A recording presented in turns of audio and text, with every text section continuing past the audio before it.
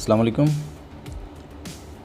कश्मीर में हालांकि हिंदुस्तान ख़ुद मुख्तियार और हालांकि पाकिस्तान के लोग हैं, लेकिन हम बात करेंगे हालांकि पाकिस्तान और ख़ुद मुख्तियारी पे। हालांकि हिंदुस्तान के तो जम्मू वाले हैं, लद्दाख वाले हैं, लेकिन हम अगर कौम परस्त और जो हालांकि पाकिस्तान इनकी थोड़ा सा अगर देखेंगे इन पे, तो जितने भी कौम परस्त हैं जो ख़ुद मुख्तियारी के हैं, वो शेख अब्दुल्ला से लेके उसकी कश्मीर एक्सटेंड टू इंडिया आप देख सकते हैं। वो हरी सिंह के साथ, नेहरू के साथ बड़ी खुशी से पीठ में इस कौम की छुरा घोंपा था उसने। हालांकि हिंदुस्तान करके वादी के लोग सारे उसके पीछे चल रहे थे, जो हमारे साथ बहुत बड़ा हाथ हुआ था। उसके बाद फिर कुछ लोगों ने तहरीक को आर्म स्ट्रगल की। स्पेशली ख़ुद मुख्तियारी वाले मकबूल भट्ट साहब को अपने लीडर कहते हैं। हालांकि मकबूल भट्ट साहब ने पाकिस्तान से ट्रेनिंग ली, पाकिस्तान में स्टडी की, इंडिया के ख़िलाफ़ लड़े, लेकिन अभी ये लोग पाकिस्तान के ख़िलाफ़, हुर्रियत के ख़िलाफ़, मुजाहिदीन के ख़िलाफ़ बात करते हैं, तो इनका एजेंडा कुछ और है। हालांकि इनके जो लीडर हैं, जिनकी ये तस्वीर लगाते हैं मकबूल भट्ट साहब, वो तो इंडिया के ख़िलाफ़ लड़े। तो ये तज़ाद कैसा? तो हम जब हिस्ट्री देखते हैं तो 92 में इन्होंने हथियार डाले थे, रेप अपनी बहनों के साथ किया था।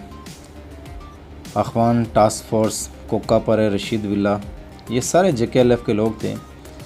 इन्होंने मुखबरियाँ की, इंडियन आर्मी इनके साथ थी, क्योंकि इन्होंने हथियार डाले थे। वो माहिदा आज तक हमारे सामने नहीं, माहिदा क्या था? हाँ, हमने ये देखा कि हज़ारों लोग शहीद हुए हैं। तहरीक अरूज भी थी, बहुत बड़ा इन्होंने गद्दारी का काम किया है। लेकिन ये जितने भी लोग हैं सहूलतकार ये हैं, गद्दारी इन्होंने की है, लेकिन ये हमेशा जब भी लब कुशाई करते हैं तो पाकिस्तान, हुर्रियत, मुजाहिदीन पे करते हैं जो मैदान में लड़ रहे हैं। आपने तो हथियार डाल दिए, आप तो शेख अब्दुल्ला के पीछे चल रहे थे। आप तो आज भी इंडियन आर्मी को शहीद कहते हैं, मुजाहिदीन को आप जलील लश्कर और जैश के जलील कहते हैं। ये तोक़ीर गिलानी साहब के अल्फाज हैं। तोक़ीर गिलानी साहब JKLF आज़ाद कश्मीर के सदर हैं। ये ख़ुद एक ऑडियो में ये कबूल कर रहे हैं कि इनकी वाइफ ने राह से पैसे लिए हैं। बड़ा ऑप्शन इन्होंने जड़ा है ना बड़े लिमिटेड करी छोड़े।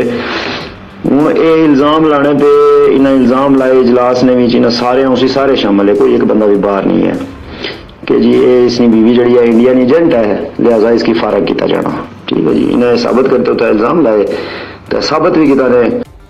तो ये इस तरह का गिनामना किरदार है। अब आ जाएँ हालांकि पाकिस्तान। हालांकि पाकिस्तान वो लोग हैं जो मैदान में लड़ रहे हैं, जो मजहबी मकातब फ़िक्र के लोग हैं। जुनैद सराई अभी शहीद हुए हैं, ये जो अशरफ सराई के बेटे हैं, जो हुर्रियत के लीडर हैं। हज़ारों लोग जेलों में, लाखों शहीद हो चुके हैं।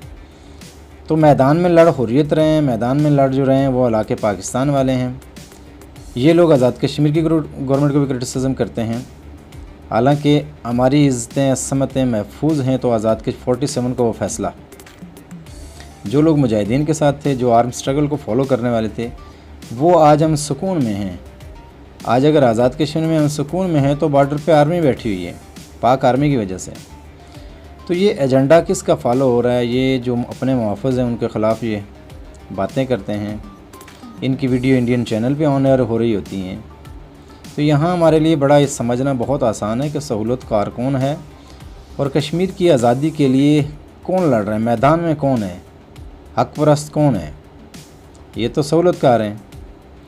महबूबा मुफ्ती के हमारे बड़ों ने गलती की थी, इंडिया को हमने पाकिस्तान से बेहतर समझा था, हमने गलती की, आज हम उसका खमियाजा भुगत रहे हैं। वहाँ के ख़ुद मुख्तियारी वालों को तो एहसास है, लेकिन यहाँ के कुछ लोगों को एहसास नहीं। इसलिए इनके जितने भी अल्फाज हैं, इनके जितने भी बयानात हैं, वो देख के हम कहते हैं कि ख़ुद मुख्तियारी हालांकि हिंदुस्तान की पहली सीढ़ी है।